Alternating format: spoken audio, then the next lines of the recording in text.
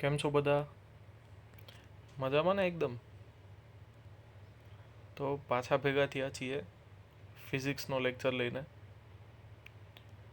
વિદ્યુત ભાર અને વિદ્યુત ક્ષેત્ર ચેપ્ટરમાં આપણે છેલ્લે લાસ્ટ લેક્ચરમાં ગોસના નિયમની ચર્ચા કરી હતી. આપણે ગોસના નિયમમાં એવી વાત કરી કે જો કોઈ એક વિદ્યુત ભાર છે એને આપણે સંપૂર્ણપણે બધી બાજુથી ઘેરી લઈએ કોઈ એક પૃષ્ઠની મદદથી. જે પૃષ્ઠને આપણે શું કીધું હતું?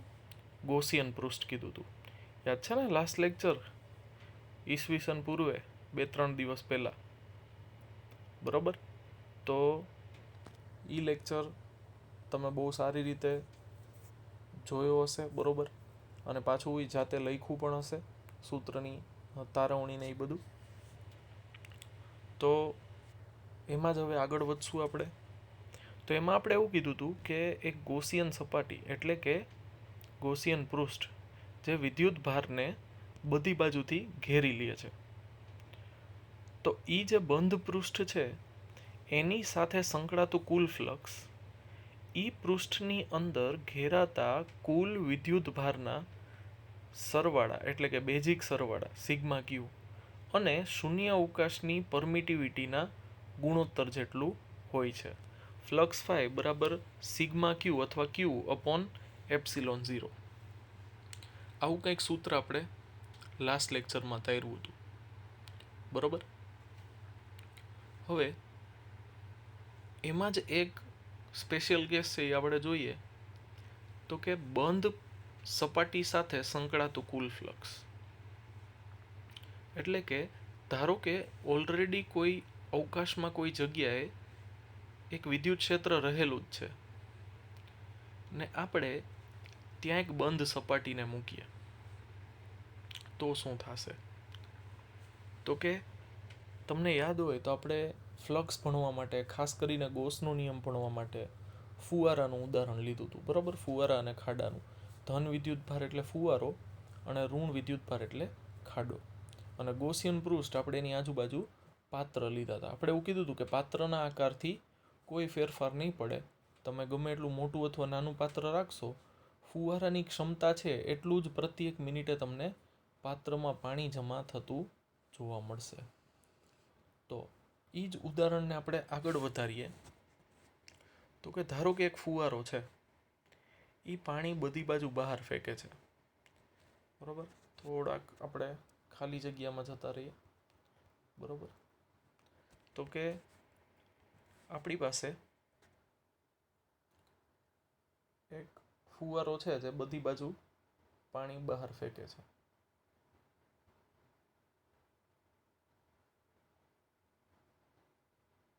થોડું ઘણું શીખી ગયો છું હું આમાં, બરાબર? તો આ જે ફુવારો છે એ બધી બાજુ પાણી શું કરે છે? બહાર ફેંકે છે. હવે જો કોઈ હું અહીંયા પાત્ર ગોઠવું, અહીંયાથી દૂર થોડુંક, તો કે મેં અહીંયા પાત્ર ગોઠવું છે. હવે આ પાત્ર તો બંધ છે, બરાબર? આપણને ખ્યાલ જ છે એમ. બંધ સપાટી છે, પાત્ર આખું બંધ છે. તો થાશે શું? તો કે ફુવારામાંથી પાણી નીકળશે પણ એ અથડાશે ક્યાં? બંધ પાત્રની દિવાલ ઉપર. અને ત્યાંથી શું થઈ જાય? એ બહાર ફેંકાઈ જાય, પાછું પડી જાય. તો કદાચ તમે 1 મિનિટના અંતે પણ આ પાત્રમાં જમા થયેલું પાણી જોશો તો એ કેટલું થશે? 0. 1 કલાક પછી જોશો તો પણ કેટલું થશે? તો કે 0. શું કામે? તો કે પાત્ર બંધ છે અને બહારથી પાણી પાત્રની દિવાલ ઉપર અથડાઈને પડી જાય છે. કોઈ પણ પ્રકારનું પાણી અંદર જમા થશે નહીં. અંદર પાણી જમા ક્યારે થાય? તો કે જ્યારે વિદ્યુત ભાર અંદર રહેલો હોય. એટલે કે ફુવારો અંદર રહેલો હોય. અંદર રહેલો હોય તો જ એમાંથી ક્ષેત્ર રેખાઓ આ રીતે બહાર નીકળશે અને તો જ આપણને ફ્લક્સ મળશે, બરાબર? પણ જો વિદ્યુત ભાર અંદર નહીં હોય, બહાર ગમે એટલા વિદ્યુત ભાર હોય, બહાર ગમે એટલા ફુવારા હોય, એનાથી ફેર પડશે નહીં, બરાબર? તો એવું જ કંઈક વિદ્યુત ક્ષેત્રમાં મૂકેલી બંધ સપાટીનું છે. શું કામે? તો કે રેખાઓ આવશે તો ખરી. શું થશે? તો કે તમે જોઈ શકો છો એમ કે એક જગ્યાએ જો અહીંયા ડાબી બાજુનો ભાગ છે ને સપાટીનો, ઓહો, ચાલો ફરી દોરી નાખીએ. હવે જે ડાબી બાજુનો ભાગ છે ને ત્યાં તમે જોઈ શકો છો એમ કે વિદ્યુત ક્ષેત્ર રેખા ઈ બંધ સપાટીમાં અંદર દાખલ થાય છે અને ડાબી તરફ જોશો, સોરી જમણી તરફ જોશો તો ઈ સપાટીમાંથી બહાર નીકળે છે. હવે ફ્લક્સમાં જો ક્ષેત્રરેખા બહાર નીકળે તો ઈ ફ્લક્સને આપણે ધન ફ્લક્સ કહીએ છીએ અને જો દાખલ થશે તો ઈ ફ્લક્સને આપણે ઋણ ફ્લક્સ કહીએ છીએ. તો જેટલી ક્ષેત્રરેખાઓ દાખલ થશે એટલી જ ક્ષેત્રરેખાઓ બહાર નીકળશે. તો કુલ ફ્લક્સ કેટલું થશે? તો કે બેયનો સરવાળો 0. તો આપણે પહેલાં ફુવારાની રીતથી પણ જોયું કે બહાર જો ફુવારો હશે અને પાત્ર દૂર હશે તો એમાં કોઈ પણ પ્રકારનું પાણી જમા થશે નહીં. અને બીજું આપણે આ પણ ઉદાહરણ જોયું. હવે જે આપણી પાસે સૂત્ર છે એ સૂત્રનો ઉપયોગ કરીને આની સાબિતી મેળવીએ. તો કે તમે અહીંયા જોઈ શકો છો એમ કે એક સમાન વિદ્યુત ક્ષેત્ર છે. આ સમાન વિદ્યુત ક્ષેત્રમાં આપણે એક બંધ નળાકાર મૂક્યો છે. હવે આ બંધ નળાકારને 3 સપાટી છે, 1, 2 અને 3. એટલે કે આપણે આને પાણીનું બેરલ વિચારીએ. 1 છે એ એનું તળિયું છે, 2 છે એનું ઢાંકણું છે ઉપરનું, અને 3 છે એની સાઈડની દિવાલ છે. હવે આ બંધ નળાકારને 3 સપાટી છે. વિદ્યુત ક્ષેત્રની દિશા એક જ છે, જો ધન x દિશામાં આપણે ધારીએ તો હવે અહીંયા તમે જોઈ શકો છો એમ કે જે ડાબી બાજુની સપાટી છે, સપાટી નંબર 1, એમાં વિદ્યુત ક્ષેત્રની દિશા તો ધન x દિશામાં જ છે. પણ એ જે સપાટી છે એનો જે ક્ષેત્ર સદિશ છે, ક્ષેત્રફળનો સદિશ, એ ડાબી તરફ આવશે. એટલે કે ઈ અને એસ વચ્ચેનો ખૂણો થશે 180. જ્યારે જમણી તરફની સપાટી છે, સપાટી નંબર 2, ઈ સપાટી નંબર 2માં વિદ્યુત ક્ષેત્રની દિશા તો અચળ જ છે, જમણી તરફ ધન x દિશામાં, અને જે સપાટીનો લંબ છે એ પણ ધન x દિશામાં છે. તો બે વચ્ચેનો ખૂણો કેટલો થશે? તો કે થીટા થશે 0. અને ત્રીજી સપાટી છે એ વક્ર સપાટી છે. એ વક્ર સપાટીનો ક્ષેત્ર સદિશ સપાટીને લંબ હશે એટલે કે S3 ધન y દિશામાં, અને વિદ્યુત ક્ષેત્રની દિશા તો ધન x દિશા અચળ છે જ. તો અત્યારે ઈ અને S વચ્ચેનો ખૂણો થશે 90. તો આ 3 સપાટી છે, 3 સપાટી સાથે 3 ફ્લક્સ સંકળાયેલા હશે. પહેલી સપાટી સાથે φ1, બીજી સપાટી સાથે φ2 અને ત્રીજી સપાટી સાથે φ3. તો બંધ નળાકાર સાથે સંકળાતું કુલ ફ્લક્સ આ ત્રણેય ફ્લક્સના સરવાળા જેટલું થશે. તો પહેલી સપાટી છે એમાં આપણે હમણાં જ જોયું કે ખૂણો છે એ 180 થશે. શું કામે? તો કે વિદ્યુત ક્ષેત્ર છે એની દિશા જમણી તરફ છે ઈ, અને જે ક્ષેત્ર સદિશ છે એની દિશા છે ડાબી તરફ. તો બે વચ્ચેનો ખૂણો થાય છે 180, બરોબર. અને cos 180 આપણને ખ્યાલ જ છે કે એ -1 થશે. હવે નળાકાર છે તો ઢાંકણા અને તળિયાનું ક્ષેત્રફળ સરખું જ હશે, એટલે તમે S1 = S2 લખી શકો. હવે બીજી સપાટી સાથે સંકળાતું ફ્લક્સ Es2 cos θ થશે. હવે જમણી તરફની જે સપાટી છે એ જમણી તરફની સપાટી માટે વિદ્યુત ક્ષેત્રની દિશા એ જમણી તરફ છે, અને જે પૃષ્ઠનો ક્ષેત્ર સદિશ છે એની દિશા પણ જમણી તરફ જ છે. તો આ કેસમાં ખૂણો છે થીટા બરાબર થશે 0, બરોબર. તો cos 0 આપણને ખ્યાલ છે 1 થશે, તો ક્ષેત્રફળ થશે ES2. પહેલું મળ્યું આપણને -ES1, બીજું મળ્યું આપણને ES2, અને ત્રીજા કેસમાં જે નળાકારની સપાટી છે, વક્ર સપાટી, અને વિદ્યુત ક્ષેત્રની દિશા તો અચળ જ છે, બરોબર, જમણી તરફ. અને જે વક્ર સપાટી છે એ વક્ર સપાટીનો સદિશ ઉપર તરફ છે, બરોબર. S ઉપર તરફ, E જમણી તરફ, એટલે કે ધન એક્સમાં. બે વચ્ચેનો ખૂણો થશે 90, અને cos 90 આપણને ખ્યાલ છે કેટલો થાય, 0 થશે. તો વક્ર સપાટી સાથે સંકળાતું ફ્લક્સ થશે 0. તો આખા બંધ નળાકાર સાથે સંકળાતું કુલ ફ્લક્સ થશે ત્રણેયનો સરવાળો. હવે પહેલું મળ્યું -ES, બીજું મળ્યું +ES, ને લંબ સપાટી માટે તો 0 છે જ, તો ટોટલ થઈ ગયું 0. તો આપણે પહેલાં જ કીધું એમ કે જો બાહ્ય વિદ્યુત ક્ષેત્રમાં આપણે બંધ સપાટી મૂકશું તો એ સપાટી સાથે સંકળાતું કુલ ફ્લક્સ શૂન્ય થશે. કોઈ પણ એક સપાટી સાથે અશૂન્ય હોઈ શકે. અહીંયા તમે જોઈ શકો છો એમ, પહેલી સપાટી સાથે ખાલી પૂછે તો એ તમને ઋણ ફ્લક્સ મળ્યું, બીજી સપાટી સાથે પૂછે તો એ ધન ફ્લક્સ મળ્યું, પણ આખી બંધ સપાટી સાથે પૂછે તો એ તમને હંમેશા 0 જ મળશે. હવે આમાં પાત્રનો આકાર એટલે કે સપાટીનો આકાર કોઈ પણ હોઈ શકે. અહીંયા આપણે ઉદાહરણ તરીકે નળાકાર લીધો છે. ધારો કે હું અહીંયા ગોળીય કવચ લઉં, સમઘન લઉં, કોઈ પણ આકાર આપણે લઈ લઈએ તો તમને એ બંધ સપાટી સાથે સંકળાતું ફ્લક્સ 0 જ જોવા મળશે. શું કામે? તો કે આપણે જોઈએ, આપણને ખબર છે એ ઉદાહરણ પરથી. આ કોના જેવું છે? તો કે ધારો કે તમે અહીંયા પાત્ર, આમ પાણીનો ફુવારો છે એ બહાર તરફ જાય છે, બરોબર. હવે તમે અહીંયા જે પાત્ર છે એ પાત્ર તમે સમઘન મૂકો, બરોબર. તો આ સમઘનની બધી દિવાલે પાણી અથડાઈ અને પાછું પડી જશે. જો આ સમઘનની જગ્યાએ તમે ગોળો મૂકો, બરોબર, તો ગોળાની દિવાલ પર પણ પાણી અથડાઈ ને નીચે પડી જશે.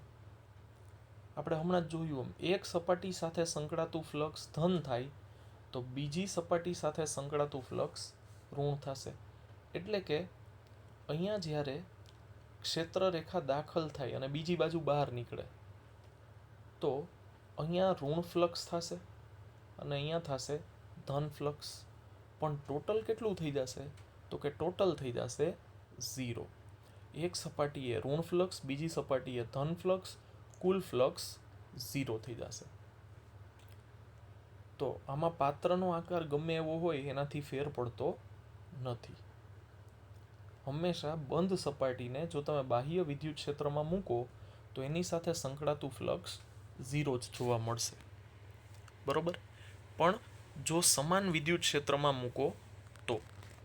હવે આપણી પાસે ઉદાહરણ છે 1.11, જેમાં અસમાન વિદ્યુત ક્ષેત્રની વાત કરી છે. જો તમને અહીંયા ધનેક્ષ દિશામાં પ્રવર્તમાન એક વિદ્યુત ક્ષેત્ર કીધું છે, જે ચલ વિદ્યુત ક્ષેત્ર છે, સ્થાન સાથે બદલાય છે. ઈનું સૂત્ર છે E બરાબર આલ્ફા ઇન્ટુ એક્સની 1/2. એટલે કે જેમ એક્સ વધશે એમ વિદ્યુત ક્ષેત્ર વધશે. એનો મતલબ ધનેક્ષ દિશામાં વિદ્યુત ક્ષેત્રની તીવ્રતા વધતી જાય છે. હવે એમાં તમે એક સ્મોલ a બાજુનો સમઘન મૂકો છો, જ્યાં સ્મોલ a બાજુનું માપ 0.1 મીટર છે, અને આલ્ફા જે અચળાંક છે એની કિંમત છે 800 ન્યૂટન પ્રતિ કુલંબ ઇન્ટુ મીટરની 1/2.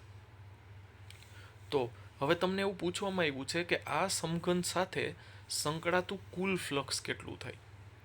હવે આ જે સમઘનની આપણે વાત કરીએ છીએ એને ટોટલ 6 સપાટી હશે, પણ આ 6 સપાટીમાંથી તમને 2 જ સપાટી ફ્લક્સ આપશે. બાકીની બધી જ સપાટી છે એની સાથે સંકળાતું ફ્લક્સ 0 થશે. જો સિમ્પલ આપણે કહીએ તો અહીંયા વિદ્યુત ક્ષેત્ર ધન x દિશામાં છે. ઉપરની સપાટી છે એનો સદિશ આ તરફ થાય. બે વચ્ચેનો ખૂણો 90 અને cos 90 છે એ આપણને 0 ખ્યાલ છે. નીચેની સપાટી માટે પણ સેમ પ્રોબ્લેમ થશે. વિદ્યુત ક્ષેત્ર જમણી તરફ છે. સપાટીનો લંબ સદિશ નીચે તરફ આવશે. બે વચ્ચેનો ખૂણો 90, ફ્લક્સ 0. ફ્લક્સ તમને આપશે ખાલી એક જમણી સપાટી, એટલે કે એને R થી દર્શાવેલું છે, જુઓ તમે, રાઈટ સાઈડ, બરોબર. અને બીજું આપશે તમને ડાબી બાજુ, જેને મેં L વડે દર્શાવ્યું છે. હવે જો બે સપાટી સાથે સંકળાતું ફ્લક્સ 0 જોતું હોય તો વિદ્યુત ક્ષેત્રનું મૂલ્ય સમાન હોવું જોઈએ. પણ અહીંયા વિદ્યુત ક્ષેત્રનું મૂલ્ય સમાન નથી. તમે જોઈ શકો છો એમ કે ડાબી સપાટી સાથે સંકળાતું વિદ્યુત ક્ષેત્ર ઓછું હશે અને જમણી સપાટી સાથે સંકળાતું વિદ્યુત ક્ષેત્ર વધારે હશે. કારણ કે જેમ એક્સનું મૂલ્ય વધશે એમ વિદ્યુત ક્ષેત્ર વધશે. અને આપણને આ જે બિંદુ આપેલું છે, આ બિંદુ ઉગમ બિંદુ છે. તો અહીંયા આ બિંદુના યામ કેટલા થશે? તો કે ઈ થશે A0, કારણ કે વાયમાં તો કોઈ યામ છે નહીં. અને આ બિંદુ થશે A વત્તા A, એટલે કે એના યામ થશે 2A0, બરોબર.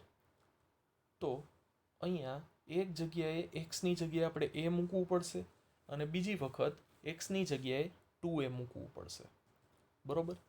તો આ રીતે આપણને બે અલગ અલગ વિદ્યુત ક્ષેત્ર મળશે. બાજુનું માપ ખબર છે એટલે ક્ષેત્રફળ તો મળી જ જાય. તો હવે આપણે આ સમઘન સાથે સંકળાયેલું કુલ ફ્લક્સ મેળવવાની ટ્રાય કરીએ. તો કે અહીંયા તમે જોશો એમ મેં લેફ્ટ હેન્ડ સાઈડ છે, વિદ્યુત ક્ષેત્રની દિશા તો અચળ જ છે, ધન x દિશામાં. હવે જે ડાબી સપાટી છે એનો સદિશ છે એ ડાબી તરફ હશે, એટલે કે ત્યાં ખૂણો હશે 180, જે આપણે હમણાં સાબિત કર્યું કે બંધ સપાટી સાથે સંકળાતું ફ્લક્સ 0 હોય. એમાં આપણે જોયું કે ડાબી સપાટી માટે ખૂણો 180 થશે અને જમણી સપાટી માટે ખૂણો થશે 0, કારણ કે ક્ષેત્ર સદિશ પણ જમણી તરફ છે અને વિદ્યુત ક્ષેત્ર પણ જમણી તરફ છે. તો હવે ડાબી સપાટી સાથે સંકળાતા વિદ્યુત ક્ષેત્રને આપણે EL કહીએ, લેફ્ટ હેન્ડ સાઈડ. તો એ થશે આલ્ફા x1 નો 1/2. હવે x1 છે એ ઉગમ બિંદુથી અંતર છે. તો પેલા કેસ માટે જે ડાબી સપાટી છે એ ડાબી સપાટી માત્ર a જેટલા અંતરે છે. તો એમાં હું xની જગ્યાએ 1/2 xની જગ્યાએ a મૂકીશ અને બીજી જે સપાટી છે એ a પ્લસ a, એટલે એ કેટલા અંતરે છે? તો કે એ 2a જેટલા અંતરે છે. તો કે x2ની જગ્યાએ હું 2a મૂકીશ, બરોબર. તો જો અહીંયા મેં મૂકેલું છે. લેફ્ટ હેન્ડ સાઈડમાં x1ની જગ્યાએ a અને રાઈટ હેન્ડ સાઈડમાં x2ની જગ્યાએ 2a. હવે ડાબી બાજુ સાથે સંકળાતું ફ્લક્સ મને EA cos θ સૂત્ર ઉપરથી મળે. હવે ડાબી બાજુ સાથે સંકળાતું વિદ્યુત ક્ષેત્ર EL થશે આલ્ફા a ની 1/2. હવે સમઘન છે એટલે બધી જ બાજુનું ક્ષેત્રફળ સરખું હશે, લંબાઈ ગુણ્યા પહોળાઈ. હવે સમઘન માટે લંબાઈ અને પહોળાઈ સમાન હોય એટલે એનું ક્ષેત્રફળ થશે a². અને ડાબી બાજુની સપાટી માટે ખૂણો 180 છે, તો cos 180 થશે -1. તો ફ્લક્સ φL થશે આલ્ફા a ની 1/2 ગુણ્યા a². હવે a ની 1/2 ને આપણે √a પણ કહીએ છીએ, બરોબર. અને જમણી બાજુ સાથે સંકળાયેલા ફ્લક્સની વાત કરીએ તો એ થશે વિદ્યુત ક્ષેત્ર આલ્ફા અને x2ની જગ્યાએ આવશે 2a એની 1/2. જમણી બાજુનું ક્ષેત્રફળ થશે a² અને cos 0 થશે 1. એટલે અહીંયા થશે √2 આલ્ફા ઇન્ટુ √a અને a સ્ક્વેર. તો જો મારે સમઘન સાથે સંકળાયેલું કુલ ફ્લક્સ મેળવવું હોય તો મારે ડાબી અને જમણી સપાટી સાથે સંકળાયેલા ફ્લક્સનો સરવાળો કરવો પડે. તો હું બેનો સરવાળો કરી દઉં, ફાઈ એલ અને ફાઈ આર. તો જે કિંમત મને મળી એ આમાં મૂકતા આલ્ફા √a અને a સ્ક્વેર કોમન નીકળશે. તો પહેલા પદમાં -1 વધશે અને બીજા પદમાં √2 વધશે. હવે √2 એટલે 1.41 થશે. એમાંથી -1 કરીએ એટલે એ વધશે 0.41. આલ્ફાની કિંમત તમને 800 આપેલી છે. બાજુનું માપ એ 0.1 આપેલું છે, એનો રૂટ કરીએ અને પછી છે 0.1નો સ્ક્વેર. તો ગણતરી કરતાં આપણને જવાબ મળશે 1.0496 ફ્લક્સની કિંમત. અને આપણને રાઉન્ડ કરતાં આવડે છે તો 4 પછી 9 એટલે 5 કરતાં મોટો આંકડો છે તો આપણે 4માં 1 ઉમેરી દઈએ એટલે એ થઈ જશે 1.05. હવે ફ્લક્સ છે તો એકમ થશે વિદ્યુત ક્ષેત્રનો ન્યૂટન પ્રતિ કુલમ અને ક્ષેત્રફળનો થશે મીટર સ્ક્વેર. જો ટાઈમે એકમ યાદ ન આવે તો વ્યાખ્યા ઉપરથી પણ એકમ લખી શકાશે. ફ્લક્સ એટલે ક્ષેત્ર ગુણ્યા ક્ષેત્રફળ, વિદ્યુત ક્ષેત્ર ગુણ્યા ક્ષેત્રફળ. વિદ્યુત ક્ષેત્રનો એકમ ન્યૂટન પ્રતિ કુલમ અને ક્ષેત્રફળનો મીટર સ્ક્વેર. એટલે એ થશે ન્યૂટન પ્રતિ કુલમ ઇન્ટુ મીટર સ્ક્વેર, જે થશે આપણો જવાબ.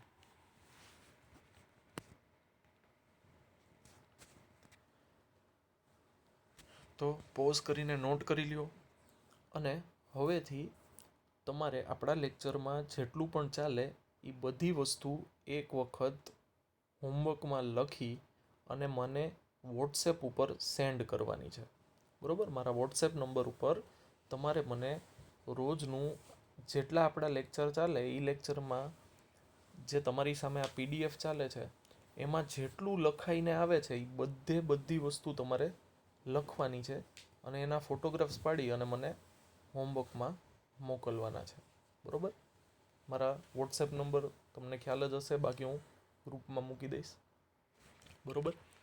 તો આ જેટલી વસ્તુ છે એ બધી જ તમારે તમારી બુકમાં લખવાની છે.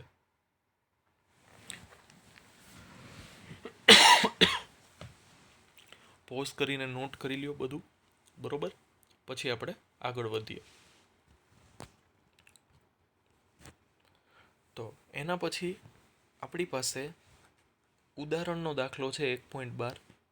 એમાં એવું કીધું છે કે એક વિદ્યુત ક્ષેત્ર ધન x માટે ધન x દિશામાં અને સમાન છે, તેમજ ઋણ x માટે તેટલા જ મૂલ્યનું સમાન અને ઋણ x દિશામાં છે. એટલે કે ધન x દિશામાં એ 200 ન્યૂટન પ્રતિ કુલમ છે, I caret plus I caret, અને ઋણ x દિશામાં એ -200 I કેરેટ છે. બરાબર? ન્યૂટન પ્રતિ કુલમ. જો હવે આપણને 20 સેન્ટીમીટર લંબાઈ અને 5 સેન્ટીમીટર ત્રિજ્યાનું નળાકાર એનું કેન્દ્ર ઉગમ બિંદુ ઉપર રાખવામાં આવે તો બંને સપાટી છે એ 10-10 સેન્ટીમીટર દૂર થશે, કારણ કે કુલ નળાકારની લંબાઈ 20 સેન્ટીમીટર છે. તો જમણી તરફની સપાટી છે એ x બરાબર 10 સેન્ટીમીટર પર હશે અને ડાબી તરફની સપાટી છે એ x બરાબર -10 સેન્ટીમીટર પર આપણને મળશે. તો તમને એવું પૂછ્યું છે કે દરેક સપાટ બાજુમાંથી બહાર આવતું ફ્લક્સ કેટલું છે, નળાકારની વક્ર બાજુમાંથી ફ્લક્સ કેટલું છે અને નળાકારમાંથી બહાર આવતું કુલ ફ્લક્સ કેટલું છે, તથા નળાકારની અંદર કુલ વિદ્યુતભાર કેટલો છે. આ બધી જ માહિતી આપણે મેળવવાની છે. હવે તમે આ આકૃતિ ઉપરથી જ જોશો તો આપણી પાસે અહીંયા વિદ્યુત ક્ષેત્ર ડાબી તરફ છે અને જે ડાબી બાજુ છે એનો ક્ષેત્ર સદિશ પણ એ તરફ થશે, એટલે બે વચ્ચેનો ખૂણો 0 થશે. જમણી તરફ પણ વિદ્યુત ક્ષેત્ર જમણી તરફ છે અને એનો ક્ષેત્ર સદિશ પણ જમણી તરફ છે, તો ત્યાં પણ તમને થીટા બરાબર 0 જોવા મળશે. અને વક્ર ભાગ માટે અહીંયા દર્શાવ્યું છે એમ કે વિદ્યુત ક્ષેત્ર તો ધન x દિશામાં છે, જે વક્ર સપાટી છે એનો ક્ષેત્ર સદિશ છે એ સપાટીને હંમેશા લંબ હોય. તો અહીંયા આપણને ઈ બે વચ્ચેનો ખૂણો 90 ડિગ્રીનો જોવા મળશે. બરોબર. તો વક્ર સપાટી સાથે સંકળાતું ફ્લક્સ તો 0 જ થશે. તો વાત આવે ડાબી સપાટી અને જમણી સપાટી સાથે સંકળાતા ફ્લક્સની. તો એની ચર્ચા કરીએ. તો કે આપણી પાસે અહીંયા આકૃતિમાં ડાબી સપાટી છે ત્યાં વિદ્યુત ક્ષેત્રની દિશા ડાબી તરફ છે અને જમણી સપાટી છે ત્યાં વિદ્યુત ક્ષેત્રની દિશા જમણી તરફ છે. અને વક્ર ભાગ છે ત્યાંની વાત કરીએ તો વક્ર ભાગ અને તો જે વક્ર ભાગ છે એના માટે વિદ્યુત ક્ષેત્રની દિશા આ તરફ છે અને સપાટીનો જે સદિશ છે એ સપાટીને લંબ હશે એટલે કે બે વચ્ચેનો ખૂણો 90 થશે. તો વક્ર ભાગના લીધે તમને ફ્લક્સ કેટલું મળશે તો કે ઈ ફ્લક્સ મળશે તમને 0. બરોબર. તો કે વક્ર ભાગના લીધે કોઈ પણ ફ્લક્સ મળશે નહીં. ફ્લક્સ મળશે તો કે ડાબી તરફના લીધે અને જમણી તરફના લીધે.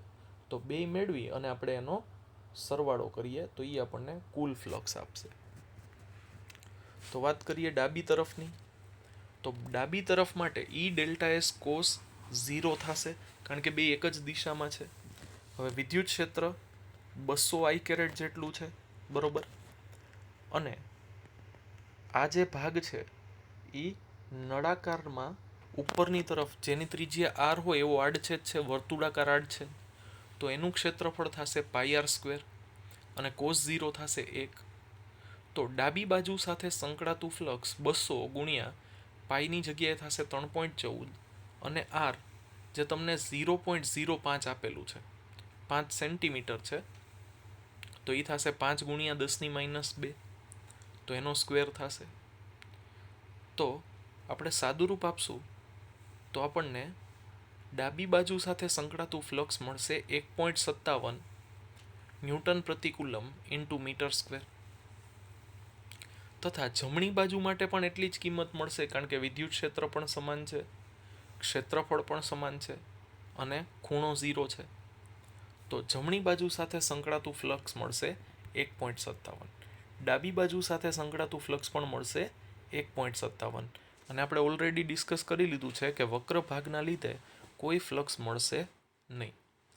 તો ટોટલ ત્રણેય ફ્લક્સનો સરવાળો કરશું તો 1.57 વત્તા 1.57 વત્તા 0 એટલે એ થશે કુલ ફ્લક્સ 3.14. તો આપણને 3 જવાબ મળ્યા.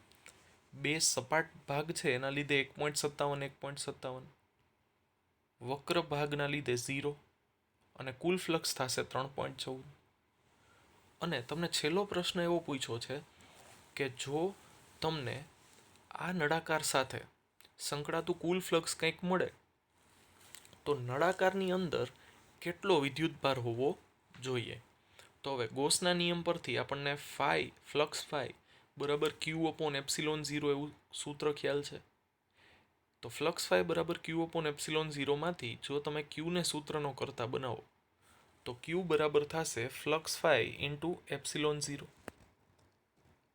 હવે Q બરાબર થશે ફ્લક્સ ફાઈનું મૂલ્ય 3.14 અને ε0 આપણને ખ્યાલ છે 8.854 ઇન્ટુ 10⁻12. ગણતરી કરશું તો આપણને કુલ જવાબ મળશે 2.78 ગુણ્યા 10⁻11 કુલમ, જે થશે આ બંધ નળાકારની અંદર ઘેરાતો કુલ વિદ્યુતભાર. તો આ રીતે આપણને જેટલા પ્રશ્ન પૂછાયેલા છે 4 એ ચારે ચારના જવાબ મળી ગયા. તો ગોસના નિયમનો ઉપયોગ કરી અને આપણે બહુ સહેલાઈથી આ દાખલો સોલ્વ કરી શકીએ.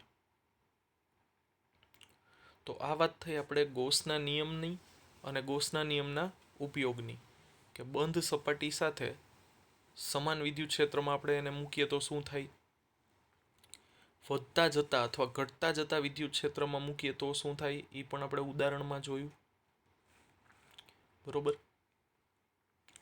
તો હવે એના પછીના ટોપિક પર આગળ વધીએ તો જે છે વિદ્યુતભારના વિતરણના લીધે કોઈ એક બિંદુએ ઉદ્ભવતું વિદ્યુત ક્ષેત્ર. હવે વિદ્યુતભારના વિતરણના 3 પ્રકાર હતા, આપણને ખ્યાલ જ છે.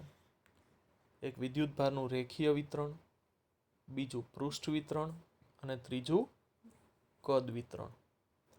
હવે જો આપણે સૌથી પહેલા શરૂઆત કરીએ વિદ્યુતભારના રેખીય વિતરણની, તો એમાં સૌથી પહેલો ટોપિક આવશે અનંત લંબાઈના તાર વડે ઉદ્ભવતું વિદ્યુત ક્ષેત્ર.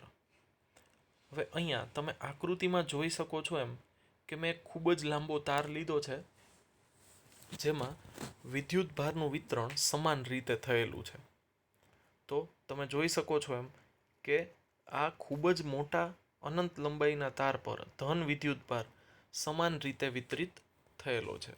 અને જો વિદ્યુતભારનું વિતરણ આ રીતે સમાન એટલે કે સતત થયેલું હોય, તો એ વિદ્યુતભારના વિતરણને આપણે વિદ્યુતભારની રેખીય ઘનતા વડે દર્શાવી શકીએ.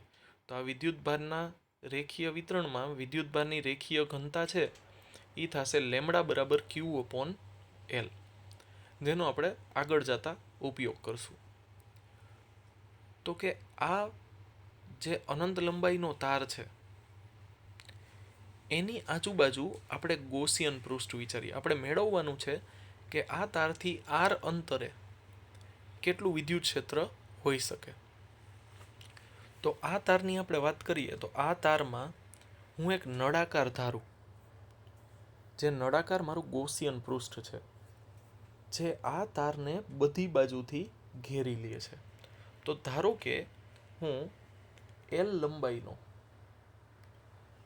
લંબાઈનો એક નળાકાર વિચારું, તો કે ટોટલ લંબાઈ કેટલી છે? તો કે ટોટલ લંબાઈ થશે એલ. આ જે ટોટલ લંબાઈ છે, બરોબર, નળાકારની ટોટલ એલ છે, ટોટલ એલ, બરોબર. તો હવે આની અંદર કંઈક વિદ્યુતભાર ઘેરાયેલો હશે, એ મને ક્યુ બરાબર લેમડા એલ સૂત્ર આપશે. લેમડા બરાબર ક્યુ એલ પરથી હું ક્યુ બરાબર શું મેળવી શકું? તો કે ક્યુ બરાબર લેમડા ઇન્ટુ એલ થશે. એનો મતલબ આની અંદર ઘેરાતું તમને વિદ્યુતભાર મળી ગયો. તો આની સાથે સંકળાયેલું ફ્લક્સ પણ મેળવી શકાય. હવે ફ્લક્સ હું એટલા માટે મેળવું છું કે ફ્લક્સનું બીજું એક સૂત્ર છે ઈ ડોટ એ, જેમાં વિદ્યુત ક્ષેત્ર આવે છે. તો ઈ સૂત્રનો ઉપયોગ કરી અને આપણે આ અનંત લંબાઈના તાર વડે આર બિંદુએ કેટલું વિદ્યુત ક્ષેત્ર ઉત્પન્ન થાય છે એ આપણે બહુ સરળતાથી મેળવી શકીએ. અહીંયા આપણે જે ગોસિયન નળાકાર ધાર્યો છે, ગોસિયન પૃષ્ઠ, એની ત્રિજ્યા આપણે આર લેવાની છે અને લંબાઈ એલ લેવાની છે, બરોબર. તો હવે અહીંયા શું થશે? તો કે વિદ્યુતભારિત તાર છે એના લીધે કોઈ એક બિંદુએ વિદ્યુત ક્ષેત્ર આપણે કલ્પના કરીએ, બરોબર. તો કે આ જે વિદ્યુત ક્ષેત્ર છે એ આ બિંદુ પર આપણે વિદ્યુત ક્ષેત્ર મેળવવું છે. તો આ તારના લીધે વિદ્યુત ક્ષેત્ર આ તરફ હશે, બરોબર. જ્યાં તમારે વિદ્યુત ક્ષેત્ર મેળવવું હોય ત્યાં તમારે એકમ ધન વિદ્યુતભારની ધારણા કરવી પડે. તો ધનભારને અપા કરશે. એ જ રીતે આ ભાગના લીધે વિદ્યુત ક્ષેત્ર આ તરફ જોવા મળશે, આ ભાગના લીધે વિદ્યુત ક્ષેત્ર આ તરફ જોવા મળશે. જે મેં અહીંયા ઓલરેડી જમણી તરફ આકૃતિ દર્શાવીને બતાવેલું છે, બરોબર. જો અહીંયા એવું જ કંઈક થાય છે. તો કે આ તારથી આર અંતરે આવેલા, આ અંતર કેટલું છે? તો કે આર અંતરે આવેલું કોઈ બિંદુ છે, એની ઉપર વિદ્યુત ક્ષેત્ર આ રીતે લાગતા હશે. હવે જો આ બે વિદ્યુત ભાર છે એના લીધે જે વિદ્યુત ક્ષેત્ર લાગે, જો આ મેં જે દર્શાવેલું છે, આ બે વિદ્યુત ક્ષેત્રનું જો હું પરિણામી મેળવું તો એ મને આ તરફ મળશે. આ બે વિદ્યુત ભારો છે એના લીધે જે વિદ્યુત ક્ષેત્ર રચાશે એનું પરિણામી પણ મને આ તરફ જ મળશે, અને આનું પરિણામી તો આ તરફ છે જ. તો જો આ રીતે હું બધા જ વિદ્યુત ક્ષેત્રનો સરવાળો કરીશ તો મને એક પરિણામી વિદ્યુત ક્ષેત્ર મળશે જે આ તરફ હશે. જો મેં દર્શાવેલું છે ઈ વડે. બરોબર. આપણે પરિણામી વિદ્યુત ક્ષેત્ર મેળવવાની રીત ઓલરેડી સંપાતપણાના સિદ્ધાંતમાં અને બધી જગ્યાએ ભણી જ ગયા છીએ. બરોબર. તો એનો જ ઉપયોગ આપણે કરીએ છીએ. તો આ કહેવાનો મતલબ એમ છે, આ વસ્તુ આપણે ચર્ચા શું કામે કરી ખબર છે? કે આપણે સાબિત કરી શકીએ કે તમે કોઈ પણ બિંદુએ, નળાકાર પરના કોઈ પણ બિંદુએ વાત કરો તો એ બિંદુએ તમને વિદ્યુત ક્ષેત્ર હંમેશા ત્રિજ્યાવર્તી દિશામાં, એટલે કે ત્રિજ્યાથી દૂર, કેન્દ્રથી દૂર તરફ જતી દિશામાં જ જોવા મળશે. એ પછી ડાબી બાજુ હોય કે જમણી બાજુ હોય.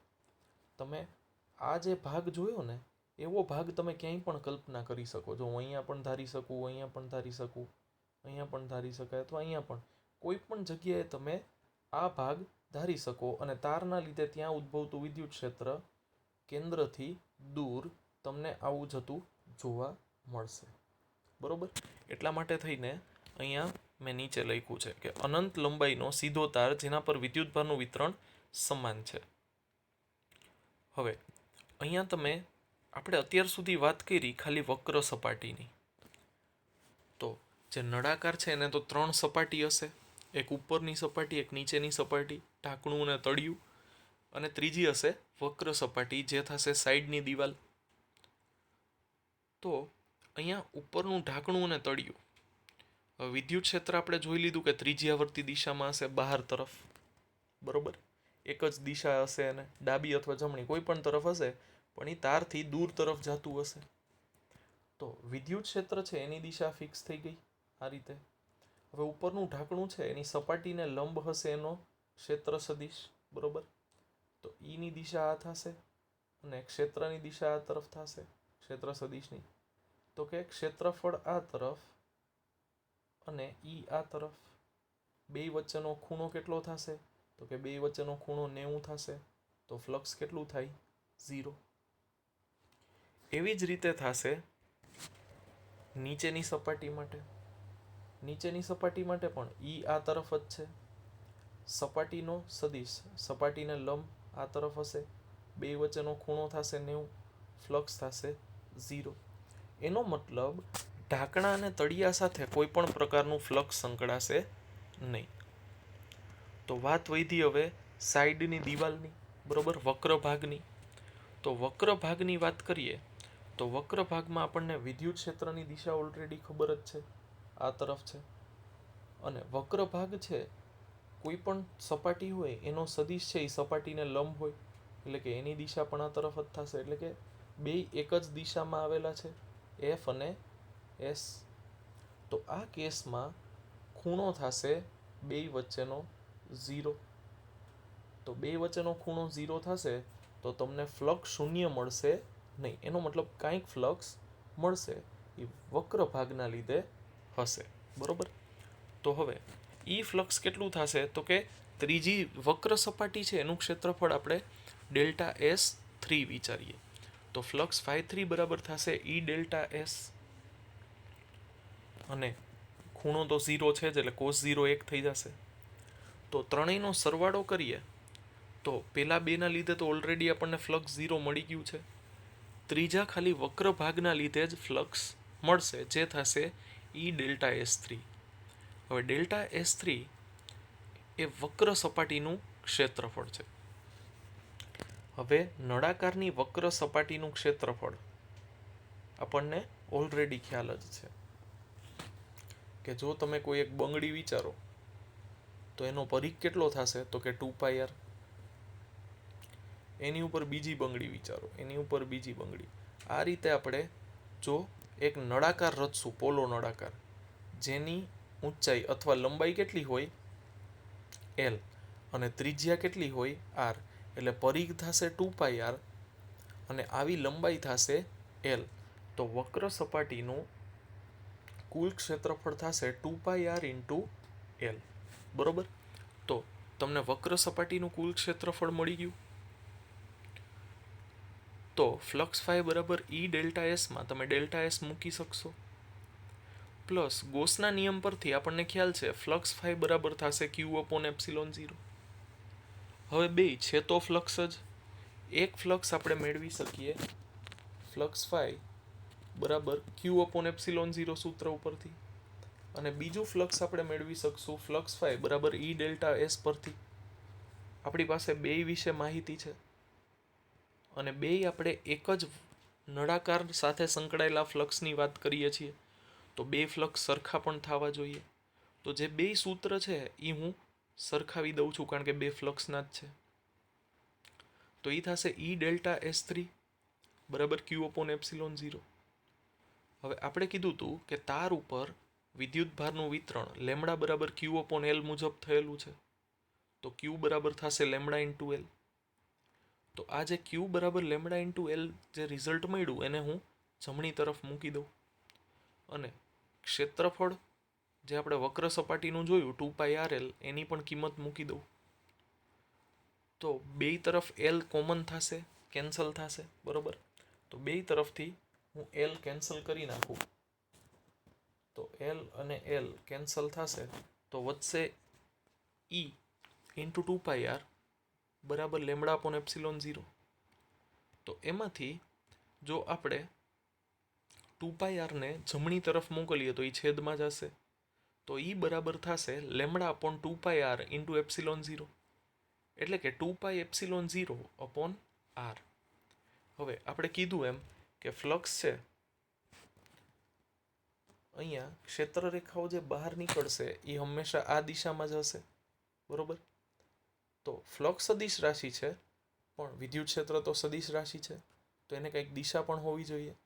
તો એ વિદ્યુત ક્ષેત્ર હંમેશા આ દિશામાં હશે, જેને આપણે એન કેરેટ વડે દર્શાવીએ છીએ, જે આપણે ઓલરેડી ચર્ચા કરી લીધી છે, બરોબર. તો અહીંયા ઓલવેઝ આપણને એન કેરેટ દિશામાં વિદ્યુત ક્ષેત્ર જોવા મળશે, જે તારને કેવું હશે, જે તારને હંમેશા લંબ હશે. તો એ મેં જો અહીંયા નીચે દર્શાવ્યું છે કે જ્યાં એન કેરેટ એ તે બિંદુમાંથી પસાર થતો અને તારને લંબ એવા સમતલમાંનો ત્રિજ્યાવર્તી એકમ સદિશ છે. એટલે કે ત્રિજ્યાની દિશામાં આ રીતે તારને લંબ હશે. હવે જો તાર છે એ ધનભારિત હોય તો ક્ષેત્ર રેખાઓ બહાર નીકળે, પણ જો તાર ઋણ ભારિત હોય તો ક્ષેત્ર રેખાઓ શું થશે, અંદર તરફ આવશે. દિશા ઉલટાઈ જાય ને. ધન અને ઋણ વિદ્યુત ભારમાં આ જ તો ફેર છે કે જો ધન વિદ્યુત ભાર હશે તો ક્ષેત્ર રેખાઓ બહાર તરફ, અને ઋણ હશે તો વિદ્યુત ક્ષેત્ર રેખાઓ અંદર તરફ. તો ખાલી દિશા બદલાઈ જશે. તો એના માટે થઈને મેં અહીંયા છેલ્લે લખેલું છે કે જો લેમડા ધન તો ઈ બહાર તરફ, એટલે કે વિદ્યુત ભારનું વિતરણ ધન વિદ્યુત ભારો વિતરિત થયેલા હશે તો ઈ બહાર તરફ, અને જો લેમડા ઋણ એટલે કે વિદ્યુત ભારો ઋણ વિતરિત થયેલા હશે તો ઈ ક્ષેત્ર રેખાઓ અંદર તરફ આવશે. તો આ રીતે આપણે અનંત લંબાઈના તાર વડે, જે અનંત લંબાઈના તાર પર વિદ્યુત ભાર સમાન રીતે વિતરિત થયેલો છે, એનાથી આર અંતરે આવેલા કોઈ બિંદુએ વિદ્યુત ક્ષેત્ર કેટલું મેળવવું છે અથવા કેટલું મળે એ આપણે આ સૂત્રનો ઉપયોગ કરી અને મેળવી શકીએ છીએ. તો આ છે વિદ્યુત ભારનું વિતરણ અને એનાથી આર અંતરે આવેલા બિંદુએ મળતું વિદ્યુત ક્ષેત્ર. તો આજના લેક્ચરમાં આપણે સૌથી પહેલાં તો ગોસના નિયમનું રિવિઝન કર્યું, પછી ગોસના નિયમનો જ ઉપયોગ કરી અને બંધ સપાટી સાથે સંકળાતું ફ્લક્સ જોયું. ત્યારબાદ આપણે અમુક ઉદાહરણ જોયા જેમાં ગોસના નિયમનો ઉપયોગ થતો હોય, અને છેલ્લે આપણે અનંત લંબાઈના તાર પર જો સમાન વિદ્યુત ભારનું વિતરણ થયેલું હોય તો આ તારથી આર અંતરે આવેલા કોઈ બિંદુએ વિદ્યુત ક્ષેત્ર કેટલું મળી શકે એ તારવવા માટેનું સૂત્ર જોયું, એના સૂત્રની તારવણી કરી, બરોબર. તો આજના હોમવર્કમાં આપણે પહેલી થિયરી સમાન વિદ્યુત ભાર, સમાન વિદ્યુત ક્ષેત્રમાં આપણે બંધ પાત્ર મૂકીએ તો, પછીના બે ઉદાહરણ, અને છેલ્લું આ થિયરી થશે, બરોબર. અનંત લંબાઈના તાર વડે આર અંતરે આવેલા બિંદુએ વિદ્યુત ક્ષેત્ર, જે લગભગ તમારી મોસ્ટ એમપી થિયરીમાંથી પણ એક છે, મને ખ્યાલ છે ત્યાં સુધી. તો આજના જે લેક્ચર છે એનું આપણે હોમવર્ક છે એ તમારે મને વોટ્સએપ મારા નંબર ઉપર સેન્ડ કરવાનું છે, જેની ઇન્ફોર્મેશન હું તમારા જે તે ગ્રુપમાં મૂકી જ દઈશ, બરાબર. અને હોમવર્ક કરીને સેન્ડ કરવાનું છે. રેગ્યુલર રિવિઝન કરતા રહેજો આગલા ચેપ્ટર્સનું પણ, બરાબર. જે ચેપ્ટર્સ ચાલે છે એ ચેપ્ટરનું રિવિઝન કરતું રહેવું, અને જે કંઈ પણ આપણો ટાઈમ છે એનો થોડો ઘણો સદુપયોગ કરવો, બરાબર. અને આપણે લાસ્ટ લેક્ચરમાં જે વાત કરી હતી અમુક એપ્લિકેશનની કે ગેમની, બરાબર, તો એ પણ ચેકઆઉટ કરતા રહેજો. અને તમે એવું કંઈ, તમને એવી કોઈ નવી સાઇટ અથવા નવું પેજ મળે ફેસબુક ઉપર અથવા યુટ્યુબ પર, એવી કોઈ ચેનલ હોય જે આવા સાયન્સ રિલેટેડ સારા સારા વિડીયોઝ મૂકતા હોય, તો એ તમે મને જાણ કરી શકો છો, જેથી કરીને નેક્સ્ટ લેક્ચરમાં હું એ વસ્તુ કહું તો તમારા બીજા બધા, તમે જે વિડીયોઝ જોતા હોય તમારા બીજા ફ્રેન્ડ્સ પણ જોઈ શકે જે સાયન્સ રિલેટેડ હોય, બરાબર. તો નેક્સ્ટ લેક્ચરમાં મળશું, ત્યાં સુધી તૈયારી કરતા રહ્યો. Keep preparing. All the best. Thank you.